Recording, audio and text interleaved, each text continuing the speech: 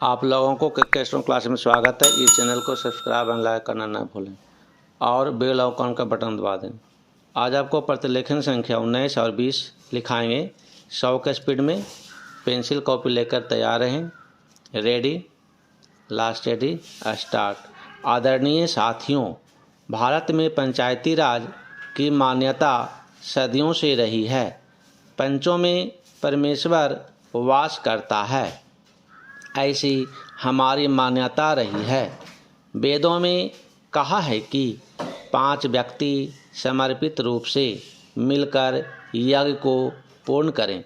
स्वर्गीय राष्ट्रपिता महात्मा गांधी जी की मान्यता थी कि भारत की आत्मा गांवों में बसती है। जब तक गांव स्वतंत्र नहीं होते, देश पूर्ण रूप से स्वतंत्र नहीं होगा।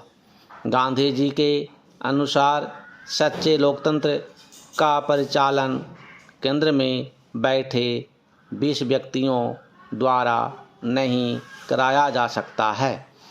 इसका क्रियान्वयन प्रत्येक गांव के निवासियों के माध्यम से ही होना चाहिए।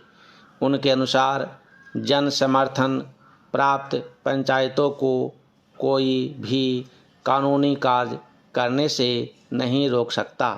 गांवों का प्रत्येक समूह या उस समूह के सदस्य अपनी पंचायत बना सकते हैं, चाहे भारत के अन्य गांवों में पंचायतें हों अथवा नहीं हों।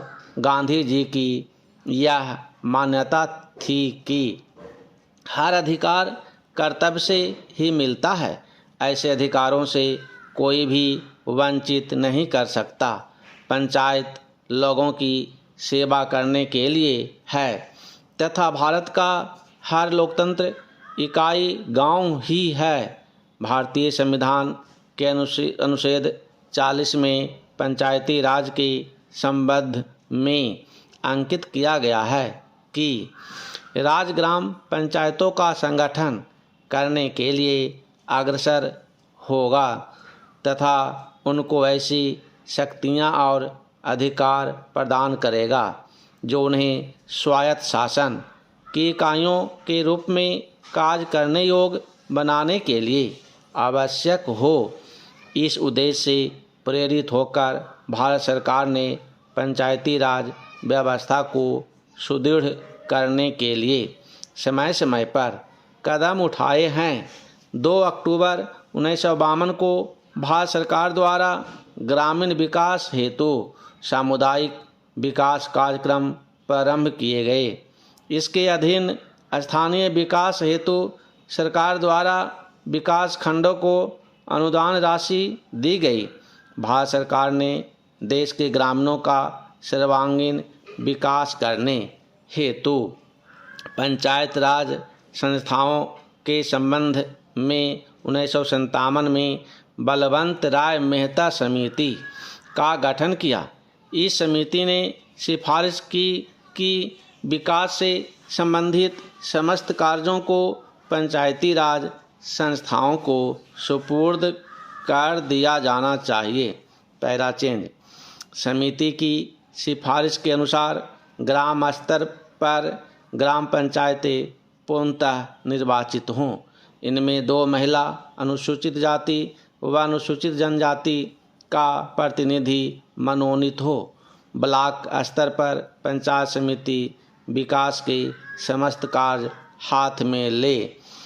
ऐसी व्यवस्था है कि पंचायत समिति धीरे धीरे एक सक्षम प्रजातांत्रिक संस्था के रूप में कार्य करे। जिला स्तर पर पंचायत समिति में समन्वय रखने हेतु प्रत्येक जिले में जिला परिषद का गठन हो तथा उसमें सांसद, विधानसभा सदस्य भी सदस्य रहें। भारत सरकार द्वारा बलवंत राय मेहता समिति की सिफारिशों को स्वीकार करते हुए भारत राज्य सरकारों को निर्देश दिए कि ग्रामीण क्षेत्रों का विकास करने हेतु पंचायती राज व्यवस्था शुरू की जाए। राजस्थान सरकार ने देश में सबसे पहले 2 अक्टूबर 1959 को नागौर में दीप प्रज्वलित कर त्रिस्तरीय पंचायती राज व्यवस्था आरंभ की।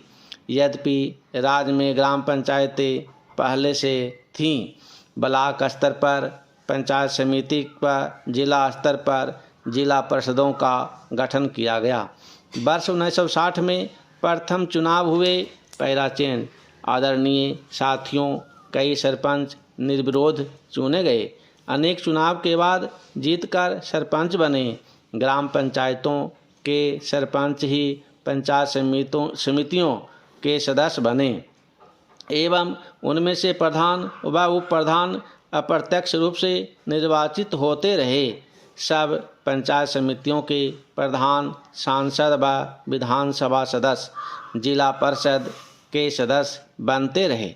उन्हीं में से जिला परिषदों के प्रमुख व उप प्रमुख चुने जाते रहे हैं। न केवल राजस्थान राज्य में ही अपितु देश के अधिकांश राज्यों में पंचायती राज व्यवस्था की स्थापना के आरंभ के वर्षों में इन संस्थाओं ने ग्रामीण विकास की दिशा में अच्छे परिणाम दिए। लेकिन कुछ वर्षों बाद किन्हीं कारणों की वजह से पंचायती राज संस्थाएं अपने सौंपे गए उत्तरदायित्व को सही ढंग से निष्पादित करने में असमर्थ दिखाई देने लगीं, अर्थात ये संस्थाएं अपेक्षित परिणाम देने में असफल रहीं। इसका सबसे बड़ा कारण इन संस्थाओं के पास वित्तीय साधनों की कमी रही। साथ ही अधिकांश राज्य सरकारों ने पंचायती राज संस्थाओं के चुनावों में भी अधिक रुचि नहीं ली।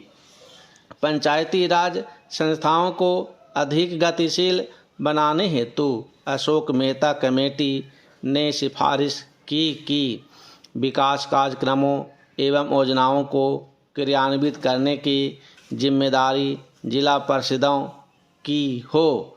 समिति के अनुसार पंचायतें 10-15 गाँवों की मंडल पंचायतें हों तो अधिक सक्षम होगी। ये मंडल पंचायतें ग्रामीण विकास योजनाओं को क्रियान्वित करेंगी।